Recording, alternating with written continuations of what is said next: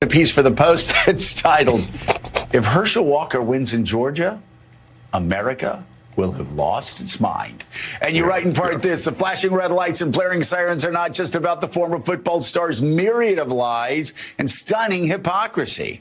That kind of stuff doesn't necessarily trouble GOP voters in the least, given their continued devotion to Donald Trump, who counts Walker as a longtime friend. It's Walker's combination of utter ignorance and total confidence which challenges even that of the president. Mind you, Walker does challenge even Trump's record of dubious achievement on the lies and hypocrisy score. I'm old enough to remember when one secret love child was enough to end the political career of John Edwards, who twice was a credible candidate for the Democratic presidential nomination. 3 secret offspring haven't slowed Walker down any more than would-be tacklers did when he was barreling down the field for touchdowns at the University of Georgia. To an alarming degree, even for his senator, Walker seems to believe he knows everything about everything, while his words suggest he knows nothing about anything at all." This is the problem for the Republican Party. They are nominating Senate candidates who potentially cannot win. Can Mehmet Oz beat John Fetterman in Pennsylvania? I don't think so. Can J.D. Vance really beat Tim Ryan? J.D. Vance is a novice candidate. I don't think he's got the moves. We'll see. If it's a huge GOP wave in the fall, then that's one thing. But elections are choices, and voters are going to have to make these choices, and they're not going to choose wackos to represent them.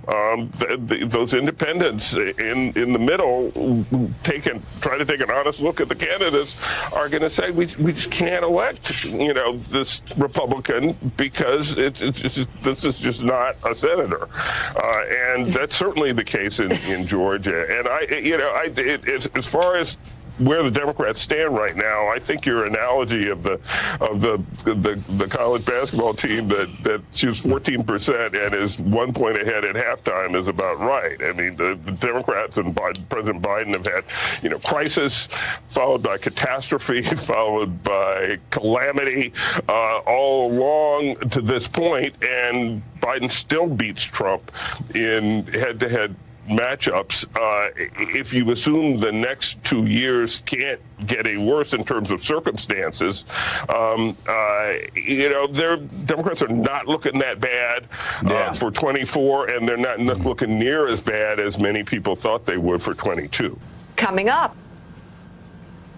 What planet is he on? That's the great Eugene Robinson from the Bezos, Amazon, Washington Post, one of their lead columnists, with a brutal takedown of brother Herschel Walker in Georgia, but he also put enough stink eye on other MAGA candidates. So what did I have to do? We talked about it this morning on the show, but I had to reach out to the one and only Dave Bossie. Dave was the deputy campaign manager on 16 and has been the head of Citizens United, one of the biggest grassroots activist groups for many, many years, if not decades. Dave, address Robinson, not just a Herschel, but J.D. Vance. He's talking about Eric Greitens. He's talking about Blake Masters. He's talking about Kelly Shabaka,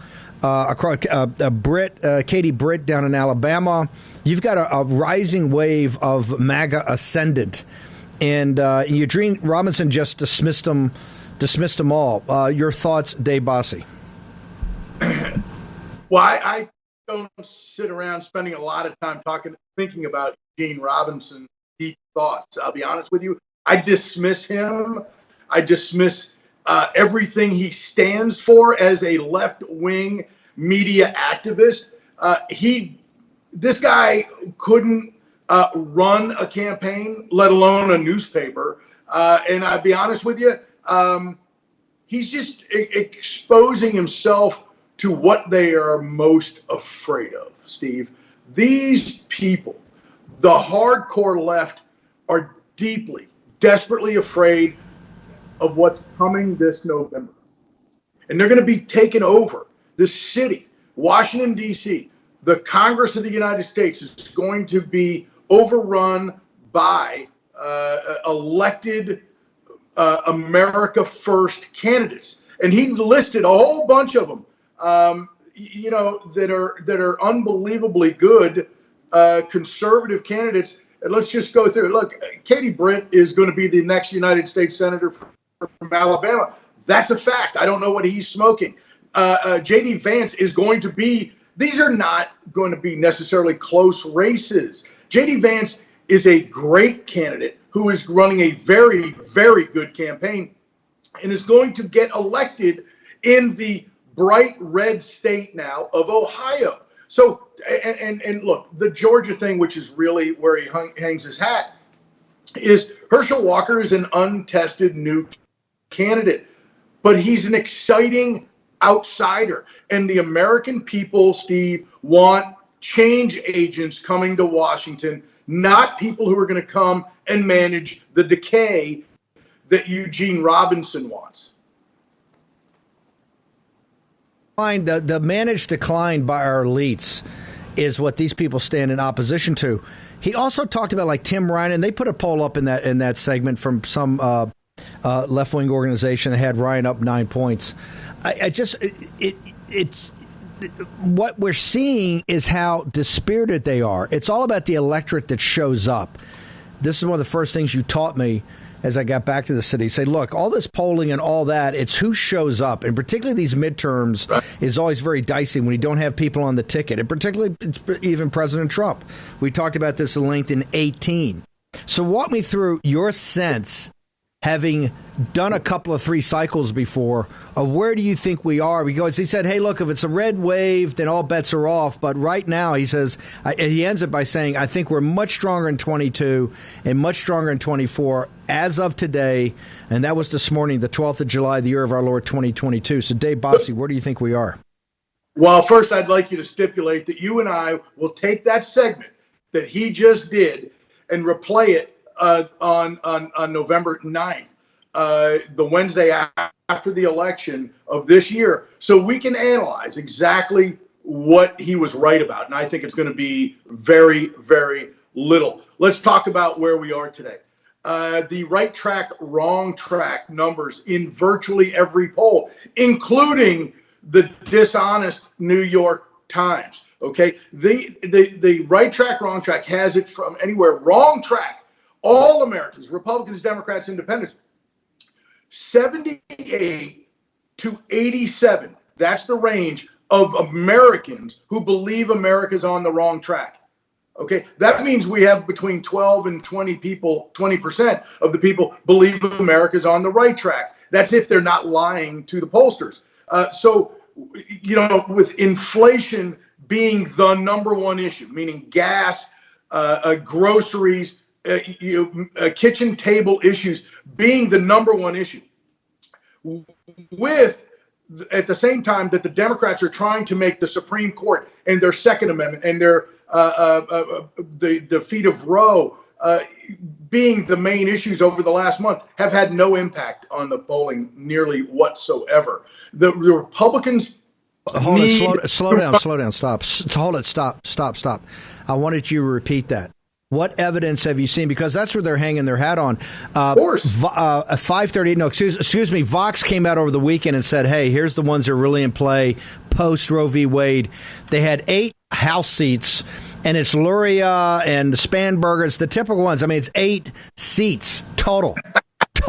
And even the arguments that were not great. What evidence do you cite that Roe v. Wade has not had a meaningful impact at all about their urgency to get out to vote? Well, first of all, people don't vote in June, Steve. They vote in November. So the sense of urgency over some Democrat calamity that we must pack the Supreme Court to overturn their overturning Roe, or standing up for our Second Amendment rights or our First Amendment rights. We see poll after poll after poll now. Look, in the first days after Roe, it was a much heated thing. A month from now, getting into September and October, when people are still paying $5 and $6 a gallon gasoline, that is the issue that people are going to be focused on.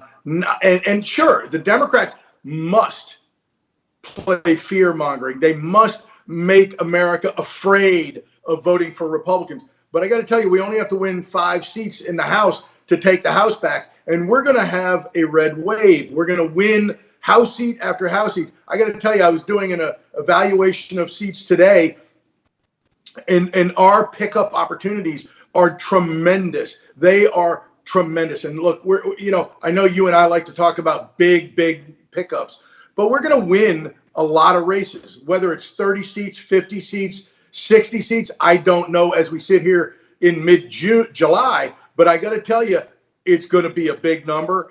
And the Democrats, they got nothing to run on. They are weak and feckless leaders. Okay. Joe Biden doesn't know what the day of the week it is. Okay, I want to take this in sequence. Now, so assume that everybody works hard, we get it done, and we take control. I want to go. You had amazing, as only Dave Bossie could write, because Dave can get smash mouth on you quickly. You had a piece in the Washington Times today about a select post-victory in January of next year, a select committee on an investigation into Joe Biden's family's personal finances. Walk us through what do you talk about a select committee? How realistic is this? And I know your history is you ran investigations for Newt and Al D'Amato. That's 2 pieces of work. You were the whitewater guy. You've run House investigations before as a fireman. So walk me through this select committee. So, Steve, what I believe is that this completely illegitimate, illegal committee that is the January 6th committee, the committee that believes that they are fighting to protect the very House I submit they are destroying. They are destroying it because they know no rules, no House precedent. They know no respect for the law. And so I submit to you that Republican leaders that we put in after the November elections must create a select committee and use the exact, and I mean down to the letter, exact rules that this fraud of a committee, and I'm calling it a fraud of a committee. I know what I'm saying here, but I believe that they are now establishing the precedent. They now are establishing the new rules, okay? The new rules. And those new rules we need to use to our favor. And what I mean by favor is for the American people. The American people deserve an answer on the Biden family corruption. And what that select committee must do is put on trial not just the Biden family, but the mainstream media at the same time. The mainstream media failed the American people during the 2020 election cycle. Instead of being the guardian of our democracy, instead of asking the tough questions about Hunter Biden and the laptop from hell, what did they do? They wipe it under the rug. They use big tech to throttle anyone, to choke anyone who's talking about it. But Dave, hang on. Wouldn't you be more powerful given the evidence that you believe is out there, and we've shown in War Room and other places, that you let them have a ranking member, you let them have a minority counsel, and so they can't say when you move that investigation then to articles of impeachment. Why is that, sir? Well, here's exactly why. The mainstream media will make a 9-0. Okay, this committee is 9-0. The January 6th committee, 9 Democrats, 0 Republicans. If we will be able to prove our case about the mainstream media by their very coverage of this new select committee next year, because the mainstream media will not allow it to be seen as credible, that their subpoenas, that their depositions, that their hearings will not be credible because there's no Democrats involved. And it will prove to the American people the farce that this is. And that is why I believe we use their exact same rules. We don't allow them to do it in the normal order of how the House is run, where they are allowed a Democrat ranking member and as many of their own that they choose to be on the committee, meaning members of the committee, that they have a huge staff, and that staff can then go into that investigation and undermine it and leak all of the information, give the Democrats and the members of the committee themselves will be able to educate everyone as to what is going on. This committee in total secret, this isn't an investigation, it's an inquisition. I think what we're going to do is have a Saturday special. We just did administrative say I need to walk through the processes of investigations for this audience because about what's the preamble for an impeachment. Because I want to play one more thing for you, but you're known as a heavy set of hands, let's say. Okay, you called Dave Bossie because you have a problem, right? Do you think with this proposal, it's in the Washington Times. I want everybody to push it out hard. Everybody in the War Room posse be a force multiplier. Get this out. It's a conversation starter. Do you believe that leadership, and I know you know these guys very well, do you believe leadership, Scalise, look, I know Gates and Marjorie Taylor Greens and all the fire breathers are going to want to, get on this right away. But do you think you got Jordan, you've got Issa, do you have Scalise? Are those type of Banks, Stefanik? Let's leave McCarthy out for a second, but that second tier of leadership, do you think that they're open to a smash mouth idea like this, Dave Bossie? I got to tell you, not only do I believe that all of those folks that you just named are open. My article is just today, so I haven't had a chance to talk to them about it specifically. But I can tell you, of the people that I have spoken to, they are all of like mind. And I would even put in there, I would venture to put in there, and I think this would shock even you, that Kevin McCarthy is open to very strong actions. I haven't had a conversation with him about this. But hang on, slow down. Hold it. We're making some news now. You're saying that the way they've crafted this thing, which is totally against House rules, and it's really a no ranking member, no minority counsel. You're saying that you think leadership is, I guess, so worked up about the way Nancy Pelosi has run this House that instead of whether it's regular order, however you want to call it, that you think people like Stefanik and Jordan and Zadero Issa and you've got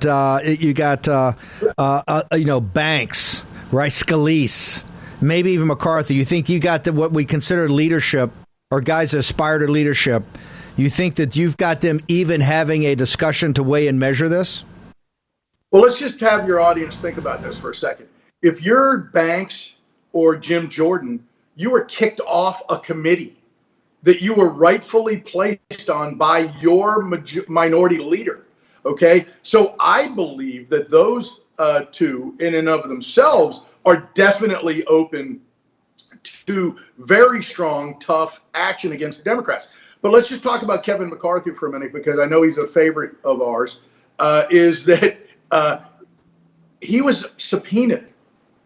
They subpoenaed Kevin McCarthy, the minority leader. That's never been done in the 240 years of the House of Representatives. Never been done. They are trying to force Kevin McCarthy to testify before members of the House. It's never been done before. I got to tell you, I think it was a wake-up call, and so I think we're going to have to, obviously this is going to go on for the next 6 months, but we have to.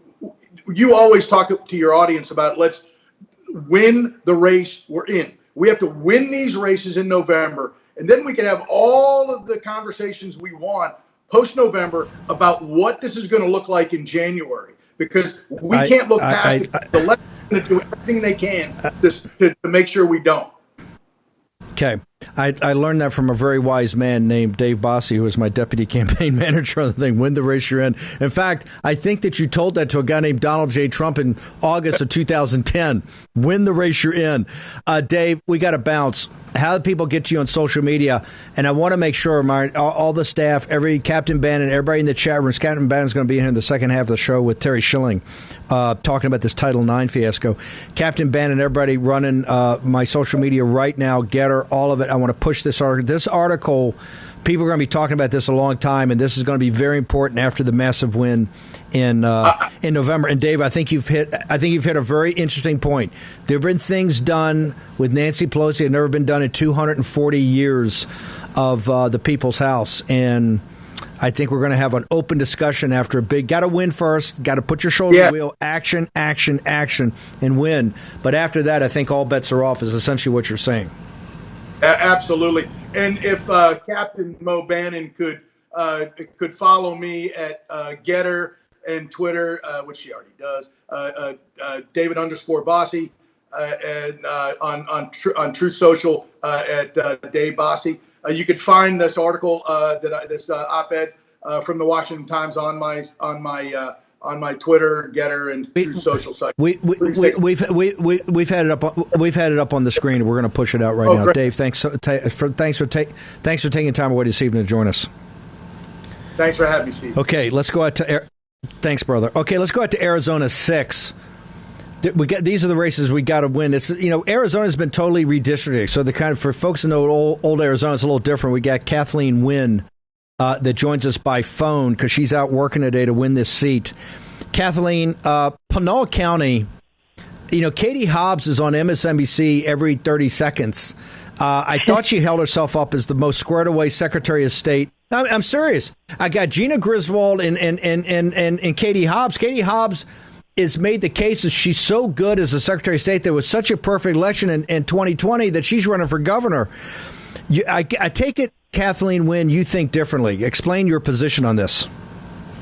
Well, on Katie Hobbs, I've been working with Catherine Engelbrecht since November 2020 and have seen all the places that the election wasn't done correctly. And without reiterating all of that, Katie Hobbs has a very high opinion of herself, but there's a lot of evidence to the contrary that she really did a horrible job, and we've got a case now in Pinal County with 63,000 bad ballots in 7 different cities, and 4 of those cities are in my congressional district. So I don't give her high marks. I would give her a D- on how good she's doing. This story just broke the other day. How possibly could, if all the controversy, the whole world's looking at America run elections, how do you send out ballots that don't have any of the municipality races in it, ma'am? Well, I don't know how they did it. I don't know who was responsible. We're hearing it's human error, and that's in air quotes. I think what's more dangerous is then when you create a problem, which they are really good at creating problems, and you don't have then they're left to give you the solution that they want you to have. And as a result, I filed suit last night because I didn't like the solution that Katie Hobbs was proposing. And what she wanted to do was send out supplemental ballots. So you have bad ballots that are inaccurate. People receive races they're not even supposed to vote in. The federal and the state races were correct on all the ballots, but all these municipality races were not. And their solution was to send out a supplemental ballot. And I filed to say, no, that shouldn't be the solution, because then you create confusion. You've got a ballot. Now you get another ballot. Which ballot do I vote? Oh, I can't. I'm only supposed to vote on part of the ballot. So what I've requested from the court is that they allow us to vote the ballots that we have. They're saying they won't count the municipalities because you shouldn't. A lot of those, 63,000 of those were wrong. And then they'll have a special election for the cities and the municipalities. So that's what our hope is that they're going to do. When would this special election be? Statutorily, I believe it has to be done within 35 days. So that's what we're hoping. So that would be. Go ahead. I'm sorry, Steve. No, go ahead. No, all I was going to say is I had hoped to have this in front of me. I'm driving, but it's in my motion that we comply with obviously the Arizona statutes. And this has been done once before. There was a gentleman left off a ballot in Peoria, Arizona, and they had to have a special election just for his election. So the attorney that prevailed in that case is the attorney that I'm using in this case, Tim Lasota. And I believe that they're going to... Look, hang on. You've got a primary out there. You've got a Ducey guy that you're running against. How does MAGA... How do you get MAGA jacked up to say... Because the big problem is that people just say, these elections are all messed up. Katie Hobbs runs it like she wants to run it. How do you go out there and get people jacked up that we got to go do this when you've got all the municipalities are not even on the ballot? The municipalities aren't on the ballot, but there's no way to now fix this before this election. There's just no way. And I believe, and our filing says this, that if you send out now a supplement ballot, people may throw their first ballot away. Well, that's where my race is. And that's where the state and the federal races are. And so those are actually correct. What's incorrect is the town and municipalities, and those are not driven by, those are a one-time election. So those can be fixed, but we don't want people getting now a supplemental ballot because we think that adds confusion. Also, because of this issue, they shut down the polling places for a couple of days. So you've already had disenfranchised people. And this is the only issue, though, that the independents, Democrats, and Republicans agree on. All parties are unhappy right now. So she's managed to at least get everyone to be unhappy at the same time. Kathleen, hang on for 1 second. I'm going to keep you over. I got Raymond, Ibrahim. I've got Terry Schilling, Captain Bannon. The question I've got, I need answered when we get back. Should Katie Hobbs step down right now in disgrace as the Secretary of State of Arizona? Should she step down given this fiasco? Kathleen Winn, who's running in Arizona 6, will join us right after a short break.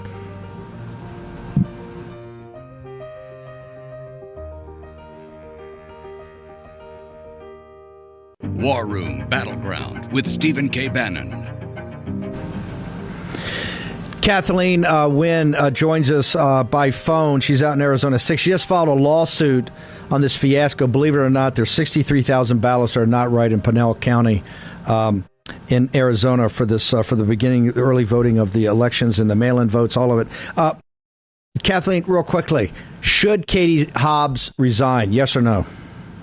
Yes, absolutely. I don't know how she has the gall to run for governor, but, you know, far be it from me. There's a lot of Democrats that are in office that shouldn't be there.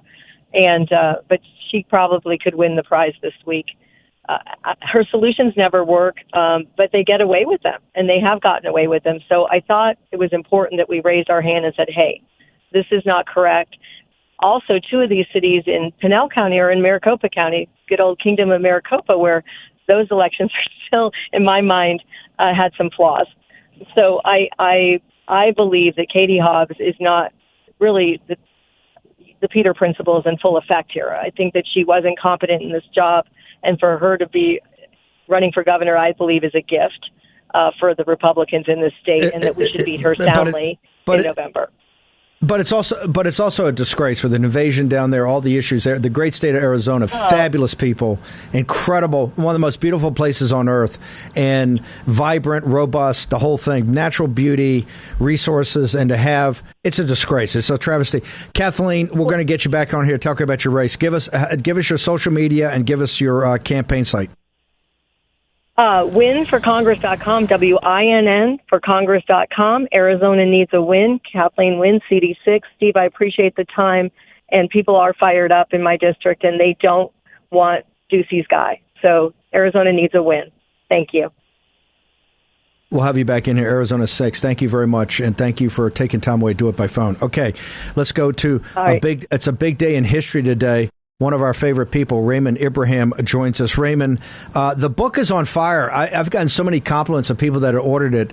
I know it hasn't shipped yet, but people, defenders of the West, tell us about why is today in history a big deal for us?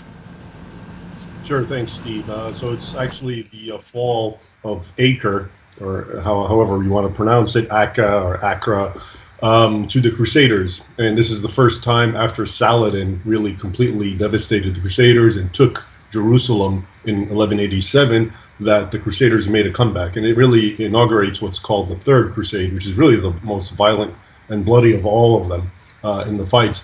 But, you know, rather than get into it, into Acre itself, the article's out and it's in the book, well documented. I'd like to talk about the key figure, which is King Richard, a little bit, because to tie it up to what's happening to today, you know, I'm listening and watching about all the fake news, all the fake media, and so forth. And I think it's important for people to understand that this kind of approach to good men, good people, good incidents throughout the world, historically and contemporary, has been going on for a long time, including in the academic world.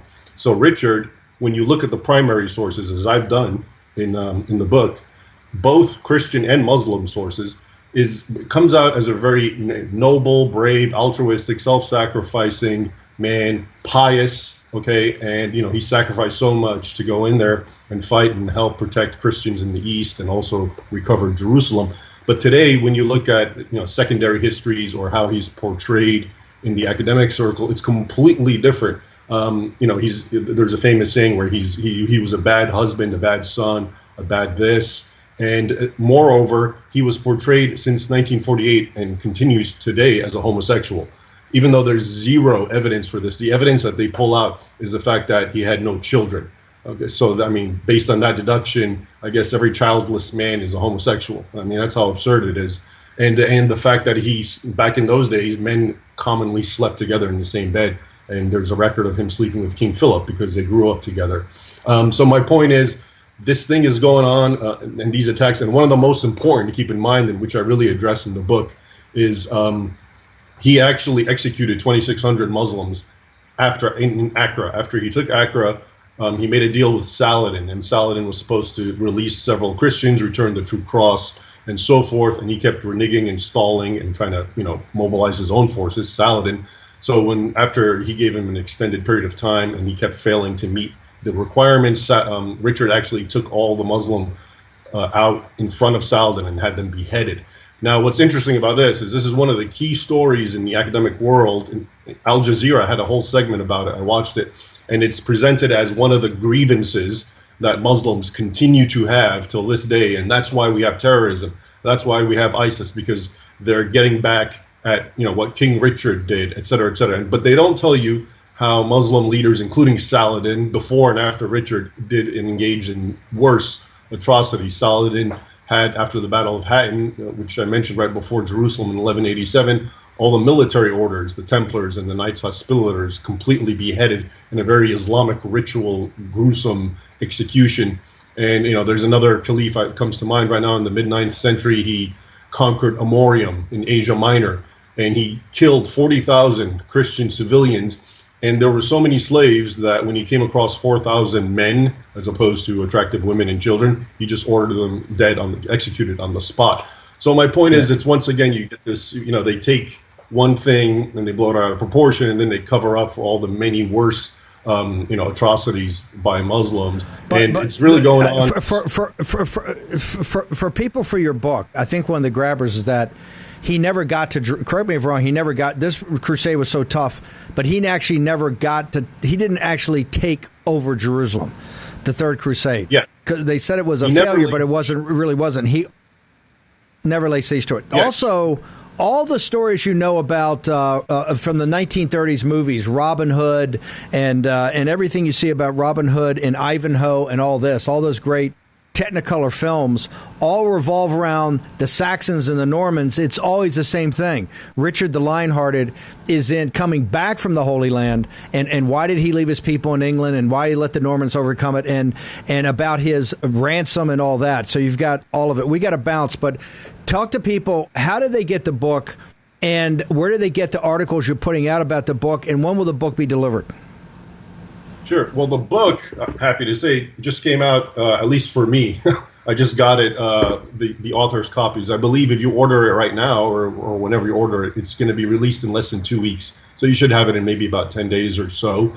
You can get it on Amazon, probably the fastest, easiest way, and just order it right now. Or you can go to my website, RaymondIbrahim.com, and all my articles are there, including links to this book and all the others. And I really, and as a final word, I think what's important about this book is we really need to be reminded that there are heroes, and there have been in the Western tradition, true heroes who were very self-sacrificing and did all sorts of things that today we are so cynically conditioned that we won't believe. But they're there, and I hope they come back. Raymond, it's unbelievable. Your first book, Scimitar, was about the battles themselves. This isn't about the process. This is about the actual heroes that people have never really gotten the straight story out. And it's unbelievable. I love this stuff, and it's unbelievable. You're a great writer. It's everything with you is a page turner. Raymond Ibrahim, thank you very much. on the anniversary of the Battle of Accra. Let's go to, we got a cold open. I've got the one and only Terry Schilling, Captain Bannon, coming here on something that, from the heroes of the Crusades to now the madness of modern society. Let's go to play this cold open. Professor Bridges, you said several times, you've used a phrase, I want to make sure I understand what you mean by it. You've referred to people with a capacity for pregnancy. Would that be women? Many women, cis women, have the capacity for pregnancy. Many cis women do not have the capacity for pregnancy. There are also trans men who are capable of pregnancy, as well as non-binary people who are capable of pregnancy. So this isn't really a women's rights issue. We can recognize that this impacts women while also recognizing that it impacts other groups. Those things are not mutually exclusive, Senator Hawley. Oh, so your view is that the core of this right then is about what?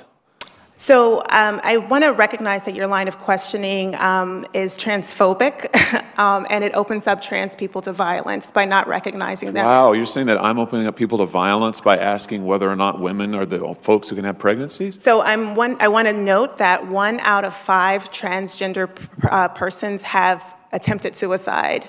So I think it's important because of my line of questioning? So we can't talk about it? Because denying that trans people exist and pretending not to know that they exist I'm denying that trans people exist by asking you if you're talking about women having pregnancies? Do you believe that men can get pregnant?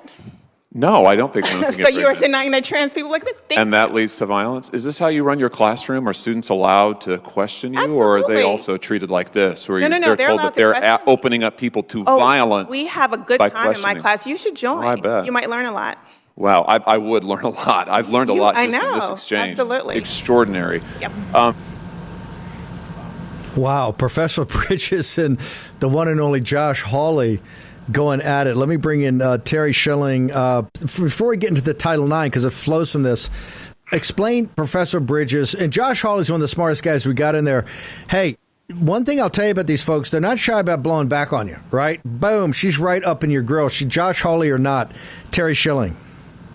No, that's you got to give Democrats credit, right? They believe what they say and they say what they believe, even though they're unhinged and crazy. I actually kind of feel bad for this woman. She's obviously brainwashed. She really does think that men can have babies. Like, this is a certain type of psychosis, and Democrats saw fit to put her in front of millions Terry, I would disagree. I think she's one of the things. I think she'd say, hey, Terry Schilling just comes from a mindset that biology is gender, and she gets into that whole rap. But you said something very important. When Democrats believe it, and this is why I think we got to take something out of their playbook, she's not backing down at all. She's sitting there, and she's going to take on Josh Hawley, and she was sat there and fought him for 5 or 6 hours. This is what a lesson for MAGA, because country club Republicans will wilt at the first sign of a fight. And Professor Bridges shows you they're in for the fight. This thing's not going to go away easily. Terry Schilling. No, that's exactly right. They will die on this cross. They will die on this cross. They will sacrifice themselves. They're willing to lose elections and temporarily lose power. And you know why, Steve? Because they're betting that Republicans don't do anything to reverse their agenda. So what the Democrats do is they build up these institutions throughout our government, throughout our legal system, throughout our culture, and then they dare Republicans to tear them down. And we never tear them down, right? To the point where we are funding these universities by the tune of billions of dollars every year, while at the same time bankrupting the next generation of Americans to indoctrinate them to believe that men can have babies. Okay, talk to me about 100% correct. And by the way, Professor Bridges is an example of that. But she's not. And Terry said something very smart. They're prepared to lose the short. They're prepared to lose the short term to win the long game, and that's what people got to understand. Well, Professor Bridges and these folks, they're not going to back down. Tell me about Title IX before I get Captain Bannon in here, because this thing's enormously complicated. Right, we've had a lot of people on here to start to tee this up. Walk us through what your concern is today and why we need to take action. And the War Room Posse's got to saddle up once again. So 2 weeks ago, the Department of Education announced that they would be releasing new guidelines for Title IX for the Department of Education. Today, they announced them. And Steve, it's no surprise they're reinterpreting sex under civil rights law to be gender identity, gender expression, sexual orientation. And what that means is that if they go through with these regulations, you're going to have your schools locally will lose federal funding if they don't allow boys and girls sports, boys and women's locker rooms, boys and girls bathrooms, the works, right? And here's the thing. You heard that professor talk about how not acknowledging trans people is violence. You're committing violence against these people. That's what's going to happen to the dissenters, to the parents who want to protect their kids in school against this stuff, to the children who don't want to use the crazy pronouns and new names of their colleagues, right? So we have an opportunity right now. It's a public comment period, so they can't just implement the regulations. We have an opportunity to submit millions of comments to the Department of Education that they have to review. So before they can implement these new regulations and these new interpretations, they have to review every single comment. And so what we need to have the War Room Posse, submit as many comments as possible opposing these new regulations and these new guidelines to slow them down and keep them from being able to just steamroll us and all of our children all across the country. Okay. But is there a précis, because they're going to have a tough time going through this document, is American Principles Project, are you guys going to do a précis with like, here's what's in it, so you can come in and read like 4 or 5 pages, get the sum total of it, and then go and make your comments? Because if it's the document I saw that we had from, I think, the Independent Women's Forum, it was 700 pages long or 800 pages long. What are you guys going to put up that people can get a précis of this so they can kind of get their bearings? Well, so we will send out talking points. We're going to send it out to everyone in the big family about what's so bad about this, and we'll actually help guide them with their public comments to make them. We'll blast this out to the big family, and I'll actually send you guys a link to get it to you as well in the War Room Posse. I want the link. You hang on right now. Captain Bannon, we've had the Independent Women's Forum. You spoke at the rally. It was incredible. These women are amazingly dedicated, and there's from a broad range of, I mean, at the rally, I think you had feminists on there and people that are, if you mention Donald Trump's name, they spit on the floor. What's your assessment? Now they've dumped it, and they said the public comments are coming. Is this everything that you guys warned about at your rally? 100% it is, and I encourage everyone in the War Room Posse to make a comment. Like I said in my speech at the rally, this is not the time to sit down and let someone else fight this battle. We need to stand up and fight this battle and to protect our girls. Because if we don't, the left is going to steamroll their agenda until they get it approved, and there's nothing we can do about it. Will this be the end of women's sports, that as you as a little girl and everything with Title IX had every opportunity to play these sports, and all the kids, particularly the African-American, Hispanic kids in Southern California, had a shot to get a ticket out with a full ride? Is this going to destroy, in your mind, women's sports as we know it? It is, because every little girl, I believe, has a dream to do something great in their life. And if they realize that a little boy could just decide that he feels like a girl and take over their spot, what chance are they going to have to play that sport or do that thing that they want to do? So if we don't stand up for this, then yes, women's sports is going to cease to exist. Terry, one more time, what site do they go to right now to get an understanding of, I think it's a 700-page document. How do they get an understanding of what this is, and then can sit there and go, okay, I can go make this comments, and then how do they get to, because we know this from the FDA, they don't make it easy. They're not there. They don't actually want the War Room Posse's million. They don't want the million comments, so they're going to make it tough as possible. Walk us through how we simplify this process. So actually, one of our partner organizations, Heritage Action, has an amazing action page that walks everyone through all the biggest problems with this and directs them right to where they can make comments. It even has, pre-written tweets that you can just tweet out and share yourself. I'm going to send you the link to it, Stephen. We can share it in the War Room Posse's message boards. Okay, fine. Captain Bannon, I want to make sure we get all this, and we're going to get Terry, maybe somebody from Heritage Action, on tomorrow morning, because I want to make sure this is the top of the agenda. We had such tremendous feedback when we had the Independent Women's Forum people on and actually covered the rally. Is this, Terry, is this getting traction in the 2022 midterms? I don't really think Roe v. Wade is turning out what they thought was going to be something that would galvanize people. I'm just not feeling it, and I'm spending a lot of time looking at different districts to see if it is.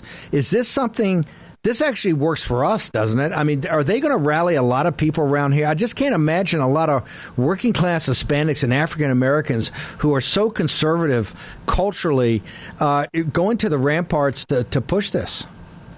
Well, Steve, it all depends on whether or not Republicans go on offense. If the Republicans try to avoid the issue and instead talk about adult conversations with balancing the budget and lowering taxes for business owners, we're going to get killed, and we're not even going to win that many seats. But if we go on offense and make the election about what Democrats want to do to the unborn, to our daughters in sports, to our daughters and their privacy and their safety, all of that, if we go on offense and expose the Democrats for how extreme they are, we are going to win every election from here to kingdom come, right? The biggest thing here, Steve, is that Republicans don't fight.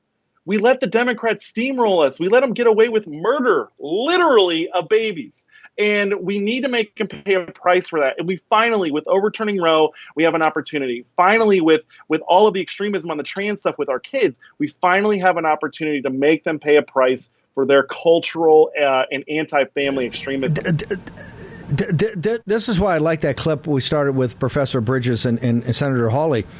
They're not going to back down. She's coming, right? And she's going to be, they're very tough and they're very organized. And I got to tell you, I see a lot of country club Republicans. I hear a lot of the money people say, we don't want to touch this.